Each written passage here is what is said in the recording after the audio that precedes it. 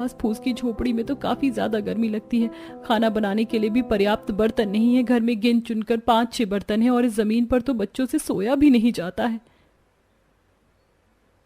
कुछ ना कुछ तो करना ही पड़ेगा ना हम लोगों को, वरना कब तक इस तरह रहेंगे। इस गर्मी में सबसे बड़ी परेशानी हमारा ये घास फूस का घर है। मैं सोच रही हूँ क्यों ना हम लोग अपने इस घास के बनाए घर को छोड़कर एक मिट्टी का घर बना ले। हमारे गांव में कई लोगों के घर मिट्टी के बने हुए थे। पंखा ना होने पर भी मिट्टी के घरों की वजह से उनके घरों में काफी ठंडक रहती है। ये बात तो तुमने बिल्कुल ठीक कही। हमारा सेठ कितना अमीर था, लेकिन उसका घर बना मिट्टी का था और घर में काफी ठंडक भी रहती थी।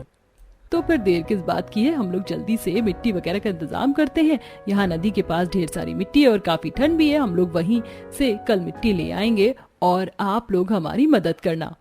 सभी बहुएं अगले दिन नदी किनारे से ढेर सारी ठंडी ठंडी मिट्टी भरकर लेकर आती हैं। तो वहीं उनके पति अब आसपास से बड़ी बड़ी लकड़ियां लेकर आते हैं और लकड़ियों की मदद से एक घर का ढांचा तैयार करते हैं।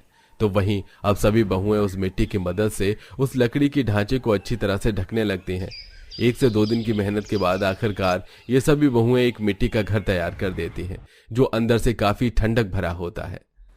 तुमने सही कहा कि घर तो अंदर से काफी ज्यादा ठंडा है। कम से कम गर्मी से थोड़ी बहुत तो राहत मिली। मैं तो कह रही हूँ कि हर 2 दिन में घर की दीवारों और जमीनों को भी गीला करते रहेंगे। इससे घर में भी और ठंडक रहेगी। मिट्टी से घर का जुगाड़ करने की वजह से सभी बहुएं काफी खुश थीं और अब उन्हें थोड़ी बहुत गर्मी से राहत मिल चुकी थी। ऐसे कुछ दिन गुजर जाते हैं। अचानक गांव छोड़ने की वजह से ये सभी बहुएं साथ में रसोई का कुछ ज्यादा सामान नहीं ला पाई थी, इसलिए खाना वाना बनाने और सामान रखने में भी काफी दिक्कत आती थी। मैं तो परेशान हो गई हूँ खाना बनाने से। ठीक ठाक बर्तन भी नहीं है, मिर्च मसाले भी हमें पन्नी में रखने पड़ते हैं। जल्दबाजी के चक्कर में तो हम आधे से ज्यादा सामान अपने घर पर ही भूल गए हैं।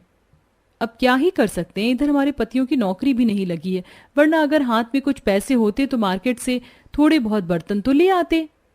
तो क्यों ना हम लोग रसोई का सामान और बर्तन वगैरह मिट्टी के ही बना ले। जब मिट्टी का घर है तो मिट्टी की रसोई का सामान क्यों नहीं।